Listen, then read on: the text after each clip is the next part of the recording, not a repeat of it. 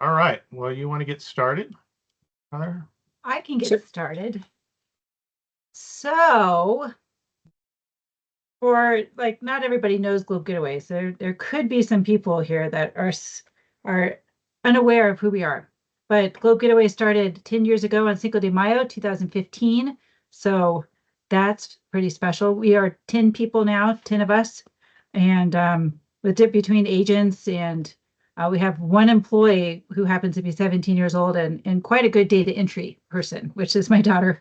Um, Globe Getaways has planned over 3,000 trips, Scott calculated, between Pam and I and our other agents. So that's a lot of trips around the globe. And we are traveling with clients. Pam has done a lot of travel with clients, and we have done travel with clients. You know, we're doing more traveling with clients. Um, so right now on this cruise, we have 21 Globe Getaways agents and 4 travel agents booked on this cruise. Globe Getaways clients. Globe Getaways clients 21 clients, and 4 agents. 4 agents. There we go. Meaning me and Scott and Pam Cheek and her husband. But and then so like people want to know like what happens if, if you're traveling with a group, do you have to hang out with the group and how does that all work? You don't. And there's only 152 people on this cruise, so there's not going to be a whole lot of people. So you're going to end up hanging out with people, but we'll start with like a gathering and just see how we'll meet everybody. But An open house. Yeah, everyone can get to know each other if you choose to. But you don't have to hang out with people you don't want to hang out with, but you can if you want to. If we make good company, Keep it casual. we can play card games or whatever. We can do what we want to do. So that's Trivia. Yeah, we can do trivia. Rachel's really good at trivia. And it is a small ship we're going to be on here. So if you want to find people, all you really need to do is walk out your door and you'll find just about everybody. You could walk. I watched a YouTube video today, and you can walk the public space in under a minute if you're not walking too fast. So it'll be easy to find people looking for company. And then why are we partnering with Swan Hellenic? Maybe you do that part. Sure. So first of all, there's lots of expedition companies that head to the Arctic, but Swan Hellenic was the best partner for us because not only do they have an amazing adventure, but they have top of class accommodations on a new ship that maxes out at 152 passengers. Their ships are built for adventure, but also for comfort and safety. The ships are fitted with extra large stabilizers to help keep things smooth at sea, even in choppy conditions, and they're designed to navigate safely in challenging polar conditions. So they're built to go through the sea ice. Also, they're guides that will be with you on the Zodiacs. As you head off the ship for adventure, they're knowledgeable, responsible, and they adapt to the conditions. So whatever the situation that arises, they are, trained EMTs, and they are trained in the environment and how to have a safe and fun adventure. Also on board, there's good food with menus curated by internationally recognized chefs. That's not something you're going to get with all of these adventure companies. Some of them, it's kind of basic fare, and you eat when there is food on the table, and you eat whatever they serve, and there's not many choices. Whereas Swan Hellenic, they have a good dining experience. They also have 24-hour room service if you just want to eat a little something outside of the normal dining times. So they have great service on board. This is a luxury expedition ship. So you're getting that expedition experience, but you're also getting that luxury experience. And their cabins are large. Many cabins on these smaller ships are not, or they're very small. Tuck your arms in to move around, and that's not the case here. Um, Also find that pricing is simplified. You got gratuities and taxes are included in your cruise fare. Zodiac tours are included, and there's up to 2 of those, depending on conditions and where there's adventure throughout the day. So you don't need to worry about that.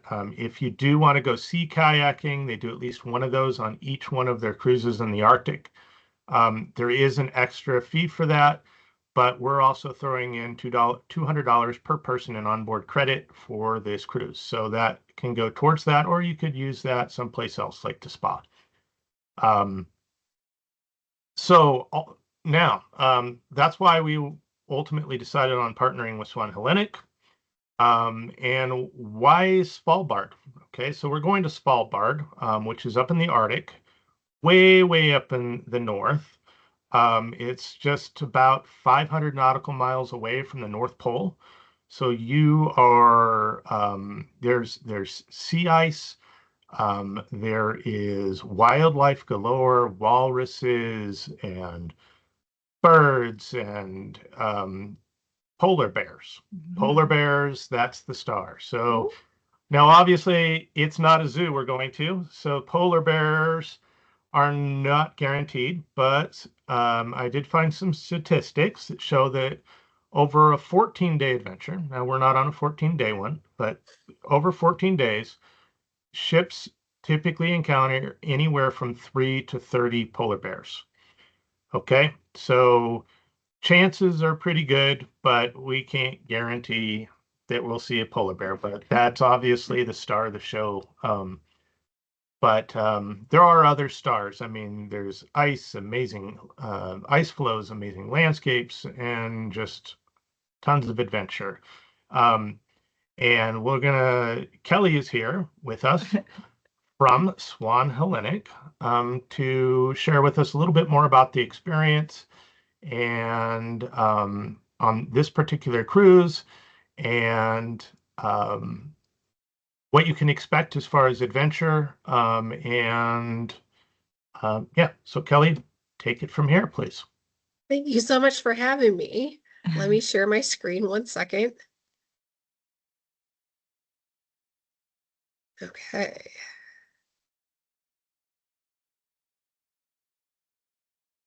Can we see? Okay. We can see. Okay, perfect. So, good evening, everyone. I'm really excited to share a journey through the Arctic, specifically Svalbard, with you tonight, because it's one of the most exciting destinations you could possibly travel. Just a little bit about myself is I've been working in travel for about 20 years, and I joined Swan Hellenic almost 3 years ago now. So I've traveled all over the world. But when I got to go on my very first polar expedition, it was to Svalbard.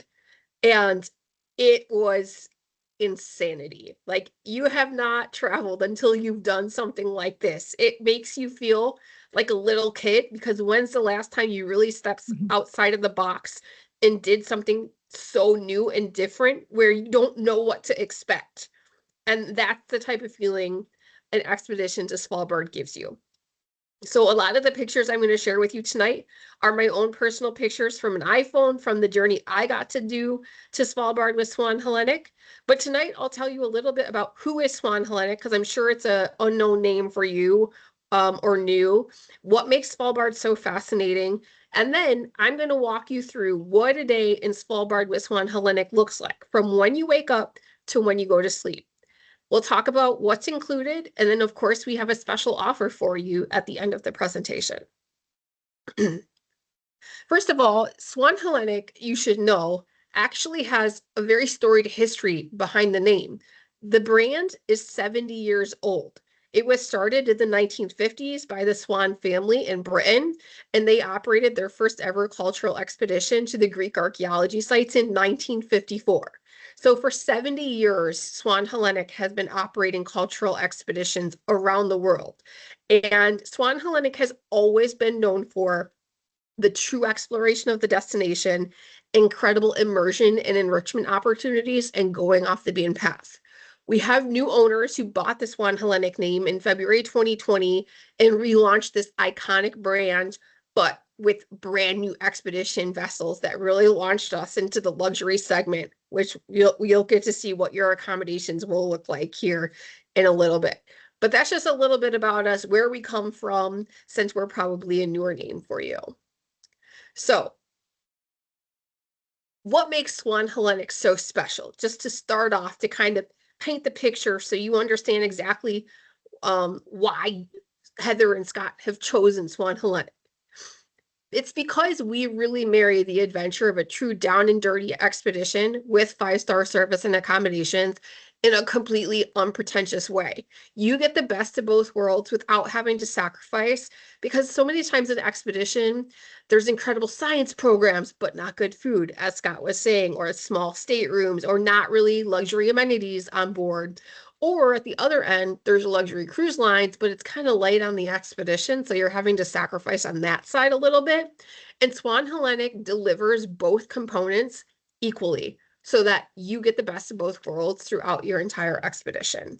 But the focus always remains on the true exploration of the destination, the learning and immersion.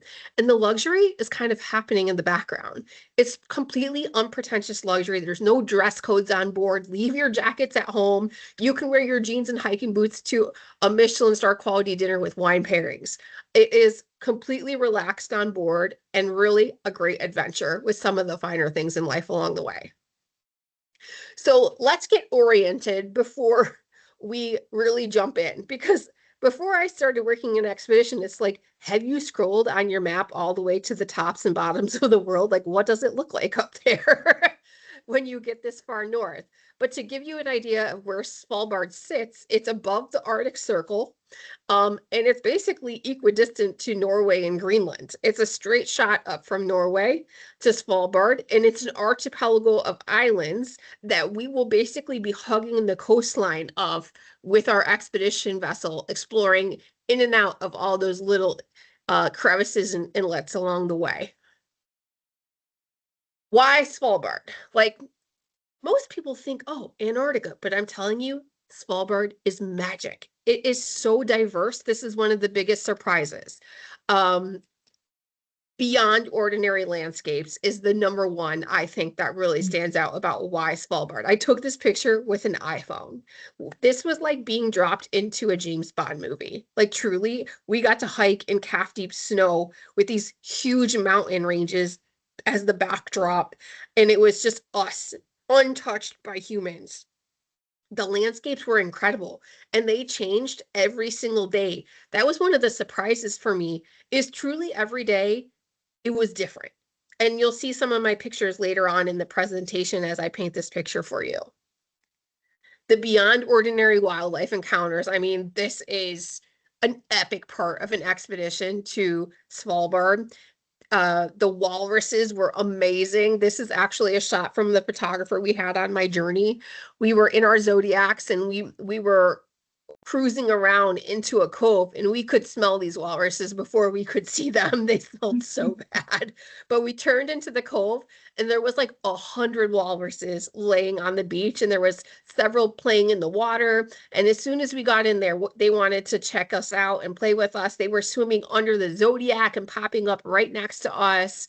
There's so many different wildlife opportunities, from Svalbard reindeer to Arctic foxes, all sorts of birds. We even got to see beluga whales, which is pretty rare on my expedition. And of course, the polar bears. It's the beyond ordinary moments where you're kind of like stopping and asking yourself, is this really happening? Like, how did I get here? Because it's hard to fathom that we're so lucky to get to do something so special like this. And this is one of the moments that really stood out for me. That's me in the front Zodiac in that gray hat that if you can see. But we were out Zodiac cruising, and our guide was like, hey, there's this one little open channel in all this sea ice that leads up to a glacier. Let's go down it. So we are slowly like kind of drifting through the channel, and all of a sudden a walrus popped up in front of us and started swimming towards us. And we were like, we have to reverse because it was the only way it could get out. And so we were reversing out of this channel with a walrus coming with us along the way, and everyone was losing their mind. It was an epic moment. Of course, the beyond ordinary learning. This is a huge part of an expedition to Svalbard because this is a very educational trip. You're getting to learn so much about the flora and fauna and environment in these areas. And our expedition leaders are there to bring it to life and immerse you further through their knowledge and expertise. We have all sorts of experts on board that bring this place to life. You could be in your Zodiac with marine biologists, ornithologists, naturalists, glaciologists. They're all part of our core expedition team that you're getting to be out in the field with, but they're coming back on board and doing full lecture series for you. And you will not meet someone more passionate than an expedition leader.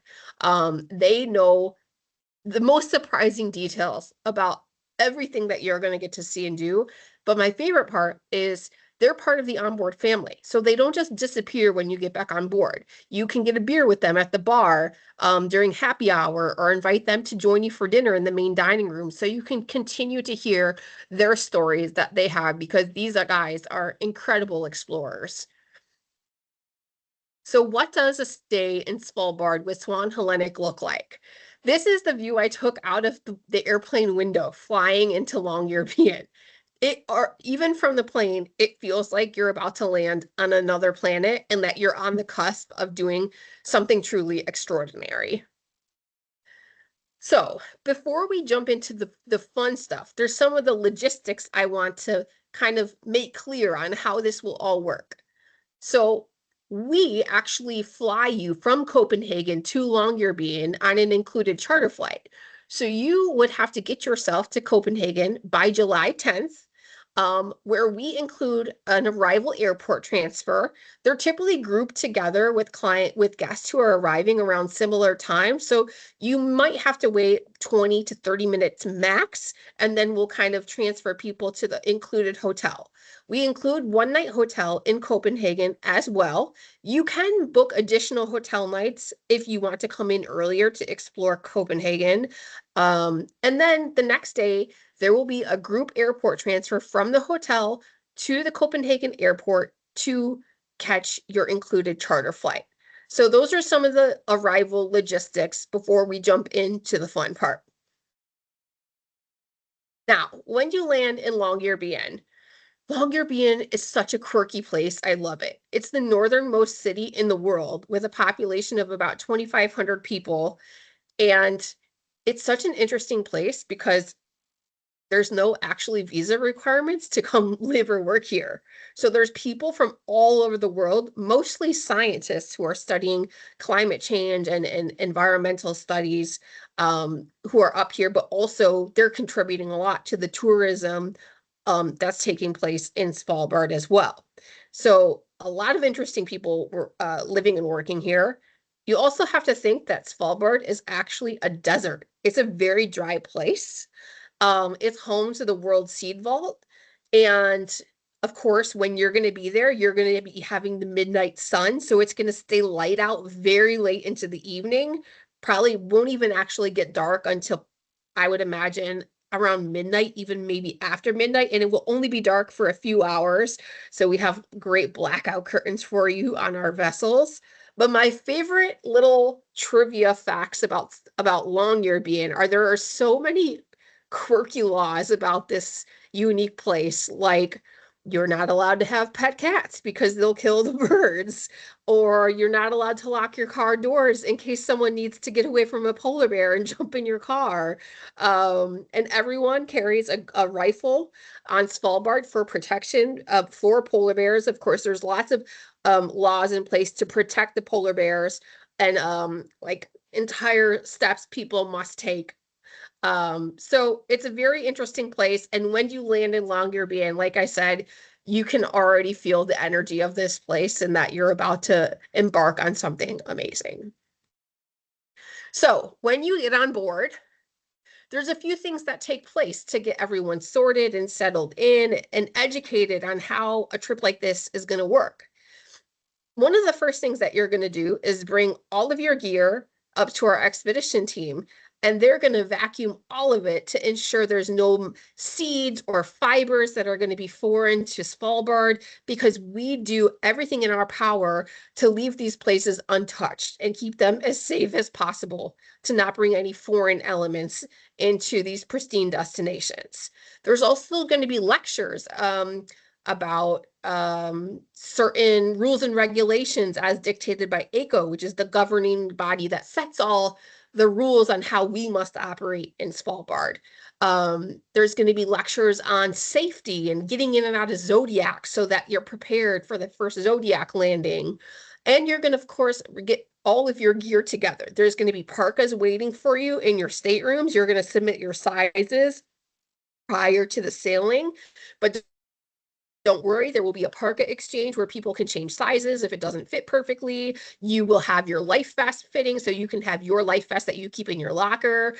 We're going to do fittings for your rubber waterproof boots that you'll keep in your locker. There's plenty of sizes. So those are kind of all the things we have to get out of the way before the adventure begins. Now, on day one, when you wake up in Svalbard, I love to start the day in the club lounge because this is one of the coziest areas on board, especially the Vega. It has this great electric fireplace, making the ambiance like super cozy and warm.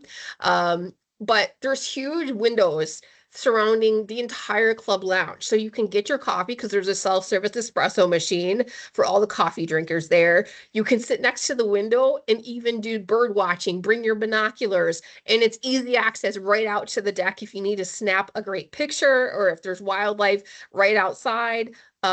It's a great place. There's an easy light breakfast that we put out for the early risers where you can grab yogurts and fruits and croissants if you don't want to deal with the full main restaurant and the big buffet. So it's more casual dining at the club lounge. Then we're going to basically assign all of you to different groups, different colored groups that you'll belong to for the duration of your expedition. And when they call your group, you're going to go down to the base camp and get all your gear on. And then it's go time. Now, one of the, I think, unknown parts of that maybe people get a little freaked out about with an expedition is how are you going to get off the ship onto this Zodiac and how are you going to get onto land? So I tried to capture pictures that show you exactly what you can expect. So from the base camp, we have a huge bay door that we open because we bring all of the Zodiacs down from the aft of the ship and bring them around to the side where the bay door is. There's huge, like big metal grated steps that you're going to go down. And there's a cleaning area where you're going to step in some cleaning solutions with your boots to ensure that we're not bringing any foreign agents, like I said, onto Svalbard. But you can see that we have no less than 3 crew members for you to transfer onto the Zodiac. And they're going to tell you and remind you of the specific grip that you're going to use, the sailor's grip. That's the safest way for you to transfer onto the Zodiac. Your expedition Zodiac driver is going to be there waiting, giving you directions every step of the way to sit down, put your butt on the Zodiac and slide down. Those are the instructions. There's about 10 people in a Zodiac or so. And then what I love and to ease your mind is our expedition team goes out to every landing site in advance of any guests getting off the ship to scope out the landing site, set the perimeters, make sure everything is safe, and have a plan on keeping all the guests together.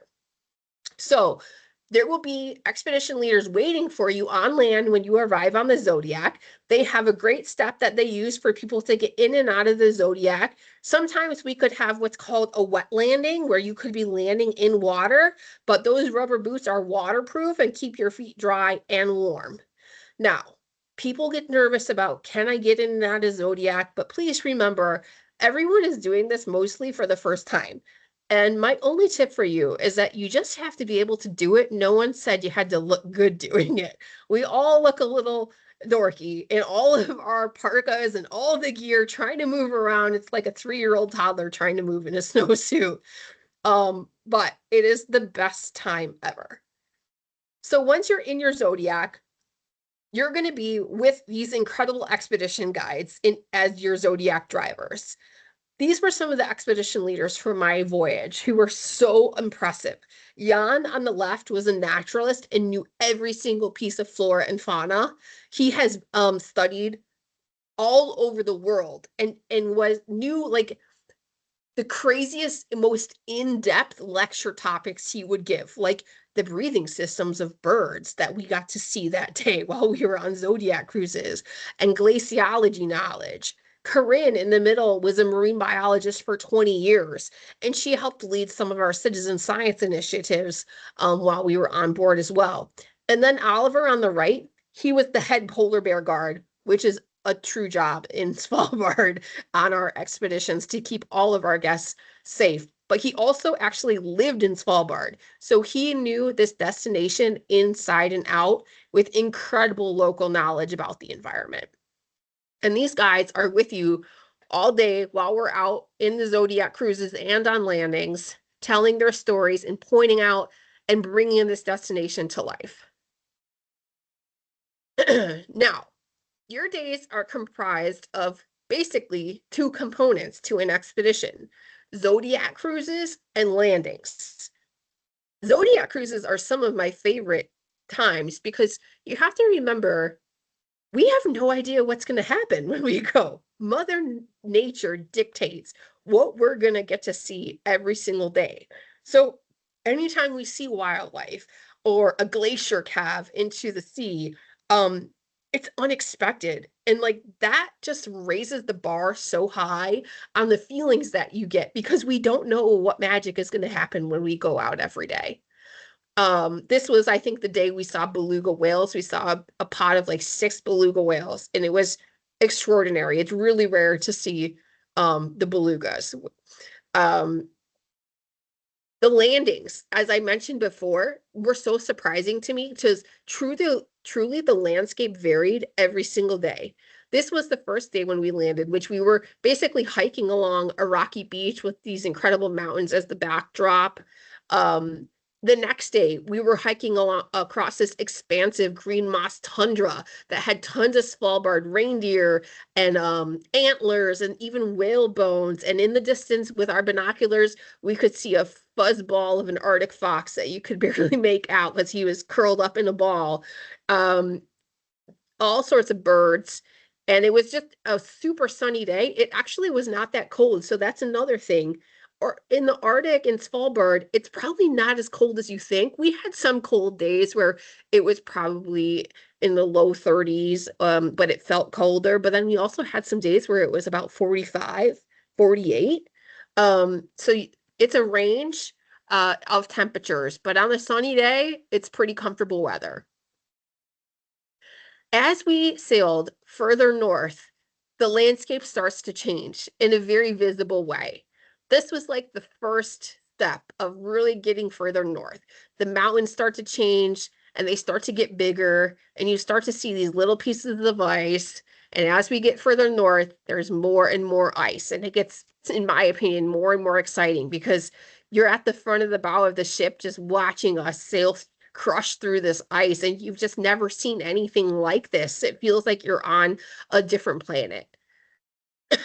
Now, the further north you get, when there's ice like this, seals live on the ice, and polar bears eat seals. So the more ice there is, the more likely we're to see a polar bear. Something extraordinary happened this past season in Svalbard. Our ship was crushing through the ice. We actually got the furthest north we've ever gotten, to 82 degrees latitude. And the ship came across the carcass of a sperm whale, which is a huge whale. And it was basically a rotting carcass trapped in the ice with a polar bear on top of it eating dinner. We got extraordinary pictures from this sailing. I mean, circle of life. This is what you see when you travel to places like this. But it's extraordinary. Another thing about Svalbard that people might not realize is there's actually a history to these places that's not that old. Dating back to the early 1900s, there were pretty significant whaling settlements, and there's still remnants of this history that you get to see on your hikes and landings. On the left-hand side, that is literally the full bones of a whale. It looks fake, but just imagine those are the bones of a whale. And then the settlements of the basically Russian whalers that used to live in this part of Svalbard to go hunting that have been deserted, obviously. This day, though, was my favorite, and it was the biggest surprise because up until this point, we had hiked down the rocks, we hiked down the moss tundra, and this day when we were in our Zodiacs, zooming up to this, and all we saw was land blanketed in snow and these huge mountains in the backdrop. Everyone was looking at each other like, are we hiking on that? Because that looks insane. And we did. And it was epic. It was my favorite day of the entire expedition. We really felt like true polar explorers in this moment. And it's completely untouched. You're really out in the middle of nowhere. And you have to imagine in these moments, like how still it is, how quiet it is, how blue the skies are. Like your senses really come alive in a destination like this because you're so present. We're not on our phones. You're connecting with nature and yourself and like all your senses, but also your fellow travelers, which I think is a huge part of expedition. Like, imagine sharing an epic day like this with total strangers. You come back best friends, whether you're traveling with your group that you're going to make friends with or other travelers that are on the Swan Hellenic ship who are going to be from all over the world as well. But you're all there having this epic moment together, and it really bonds people in a really neat way. Now, after your morning landings and Zodiac cruises, you're going to come back on board for lunch. We have our lunch buffet in the main restaurant every day. It's a different theme, amazing food on board. But on the sunny days where there's really nice weather, our team will actually put on a barbecue on the pool bar and grill deck. There's heating panels next to the outdoor seating. So we've really designed the ship so we can be outside while we're sailing through these incredible, remarkable landscapes. And they'll put out a whole buffet next to the pool bar and grill with homemade brats and homemade pizzas. And sometimes they'll have like a big soup station for like a hearty soup that they're making. And they'll put a mini buffet inside the club lounge, and everyone's hanging out on the pool bar and grill while we're sailing through these remarkable landscapes. Now, one of the most important things about choosing Swan Hellenic for this journey is because our ship is so small, it has less than 200 guests on board, you get to go out 2 times per day, weather permitting. So it's maximum time off the ship exploring. So you'll come on board, eat your lunch, and then we'll go back out for a second landing in the afternoon. And this is a critical part about why you want to go with Swan Hellenic, because it's maximum immersion in the destination. On the right-hand side, this was epic. If you see this sea ice on your journey, it's basically broken off, from the glaciers, but the bluer the ice, the older it is. And that's like a 3,000-year-old piece of ice, if you can even imagine that. It's hard to wrap your brain around it.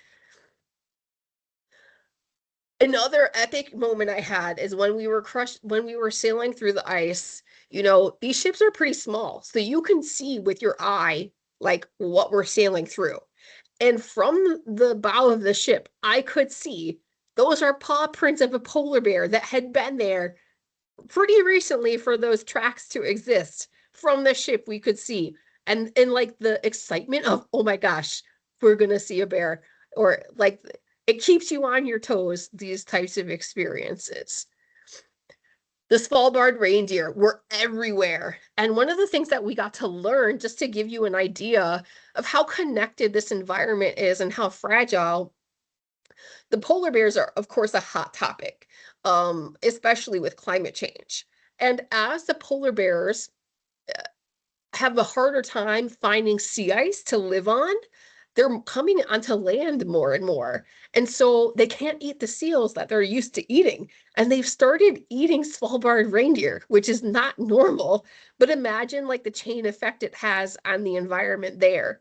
So you'll get to learn a lot of unique things like that on a journey with in Svalbard. And of course, the king of the Arctic. We got to see him on our third to last day. We only saw one on my expedition. This is not from my phone. This picture is from the professional photographer with a zoom lens that we had on board. We were on the ship when the captain came on the PA system.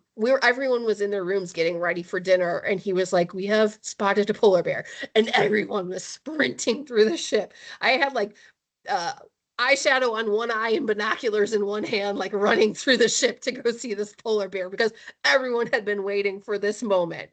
And even though we're far away, you have to really adjust your expectations. You don't want to be close to a polar bear, I promise you. It's going to be further away. I've had some examples of where people did get closer if we were on a Zodiac and the bear they could see it on land. So it's not always like this. It's different every time, but you do have to mentally prepare yourself for it to be far away. And if you want to take great photos, unless you have like the newest type of cell phone that takes the best photos ever, you might want to bring a real camera for a trip like this, especially to take photos of wildlife. And maybe a rented lens. Because my iPhone did not take a picture even remotely close to this. Yeah. But we got to watch this bear cross this expansive moraine for like 2 miles. We got to watch it for like an hour and a half from the ship through our binoculars. And there was hundreds of reindeer. And we were all convinced at any moment we're going to see this polar bear take down all these reindeer.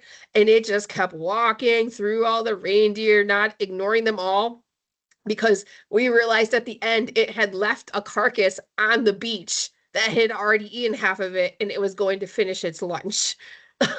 So that was our epic story. Our team worked really hard to try to find us a polar bear.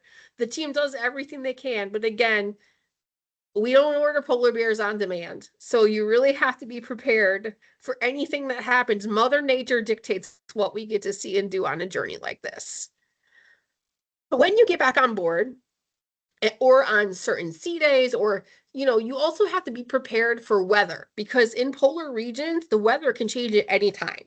On days where there might be only one landing, but that's not that will be weather related. Our team will do everything they can to find to reposition the ship to a place with better weather so that we can have our landings. And even when I've been on board, they had to cancel the afternoon ones after people had just been out for a few minutes because the wind really kicked up. But then they surprised us and took us out after dinner at 9 p.m. because it's still light out and it was like cotton candy skies. So you have to be flexible on a expedition like this and be open to and go with the flow and let the magic unfold. Now, when you get back on board in the afternoons or even in the evenings, the observation lounge is really like your living room. You're at home. It's where everyone hangs out and socializes. It's big enough to fit all of our guests. It's where all of the lectures are held every day. And it's where there's a bar, and this is where you also hang out in the evening. So there's no entertainment on board. It's very low key, like a piano player in the evening. Most people are just grabbing a cocktail and socializing with your friends and meeting your fellow travelers, because these are pretty active days. So in the evenings, it's very low key, I would say. Sometimes the expedition team will put on like a fun game night after dinner, but the piano player is really the extent of the entertainment. Some of my favorite areas around the ship that you will spend your time on when you are back on board from your Zodiac cruises and your landings could be the Swan's Nest. That's where I got that picture of the polar bear tracks from. This is really unique. I don't think any other expedition companies have this as a feature on their vessels, where you can truly be right over the bow of the ship up there, and it holds about 30 people. And believe it or not, the way they engineered this, it actually pushes the wind away, so it's not as freezing up there as you would think. You put your parka, you bring your binoculars, and you just feel like you're at the center of the universe. We do have a science lab on board, so depending on what expedition leaders we have, they could have some talks down here and host some citizen science programs. Like we have partnerships with organizations like NASA to help document different cloud formations in remote places like this, or partnerships with Stony Brook University to help document different bird species that guests can actively participate in while we're in these remote destinations. Of course, if you have a health and fitness routine that you like to keep up, we have a great fitness center that's very large for how small the ship is, and all the equipment is brand new with spin bikes, treadmills, rowing machines, even ellipticals, dumbbells, a few like yoga mats and bands, and a few machines as well. And it's all with a view, so you never miss a sighting. If there's whales out there or a polar bear, you can see it from the spin bike. We have a heated infinity pool on the aft of the ship, and in the polar regions, they pretty much make this as hot as the jacuzzi. So people are definitely hanging out here, having some fun when you get back on board. But the sauna is where it's at, especially if you were out Zodiac cruising and you need to warm up, and there's huge panoramic views. And right outside is the jacuzzi, so you can hop back and forth. And it's a fun place to end your afternoon before you get ready to go to dinner. We have a full service spa and a salon on board. So any type of massage you want to get, if you break a nail on the Zodiac, you could go get your nails done. It's definitely have to treat yourself while you're on board at least once while you're on vacation on a trip like this, where we're keeping you busy and making you work. And then before we go to dinner, every evening we have a briefing in the evening with the expedition leader, who will kind of recap how the day went. There will typically have like a 20-minute lecture or so by one of the expedition guides about something that is relevant to the day that we had. And then they'll also talk about what the plan is for the following day. Now, you have to realize we always have plan A, B, C, D, E, F, G, no joke. So they'll have the briefing, and then everyone basically goes to dinner. We have open dining, so there's not a set time, but people typically go to dinner around at 7 p.m. That's when the dining room opens after the briefing is over. Dinner is sit down, fine dining, a la carte, and our food is fabulous. I'm a huge foodie. Like, this is what I spend all my money on when I travel, and our food is to die for. I have seen recipes here that I've not seen anywhere else on any other cruise ships or even other restaurants in general. One of my favorites that I always am like hoping will be on the menu is an appetizer our team makes. That's basically a red onion that looks like they're putting a red onion in front of you. And when you take the top off, they've basically scooped out the entire red onion and made an onion gratin. And I don't want to know how much butter or cream is in that thing, but it is divine. So everything on Swan Hellenic is made from scratch, down to the salad dressing, which is not necessarily the bar in our industry. So we are really going above and beyond with our culinary offerings. Of course, we have a sommelier on board, and all your drinks are included 24/7. So beer, wine, spirits, anytime you want, even outside of meals. But they'll have wonderful wine pairings every evening with your meals. And we do have a wine reserve list as well. That would be an additional charge, but trust me, there is an extensive inclusive drinks menu for you. I will add that on the first night and the last night, it is a buffet dinner, just because the logistics of those days are very busy. There's lots of moving pieces, but every other night is sit down, fine dining, a la carte. Now, let me show you what your home away from home is going to look like. You're going to be sailing on the SH Vega, which is a brand new ship that just launched in 2022. And she has a maximum of 152 guests, max, with 120 crew. So we're pretty close to a 1-to-1 guest to crew ratio with incredible intuitive service. Our team on board is wonderful. It's not stuffy. It's very like familiar, like treating you like family and down to earth. But they'll anticipate everything you need. Anything you need, they're going to take care of you.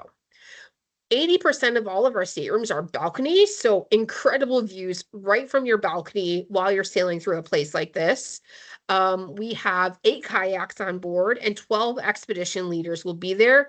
And it's unique to note that this is actually a PC5 polar class vessel, which is a very serious piece of expedition hardware that only a few of our competitors have, which means it's like a double strengthened hull, making it even safer for us to get to hard to get to icy places. Now, all of the staterooms are so well appointed. Everything, since our ships are brand new, is very tech forward. We have smart TVs in your stateroom. So even in a place like Svalbard, we have an entertainment system where you get to watch 100 movies for free in the middle of nowhere.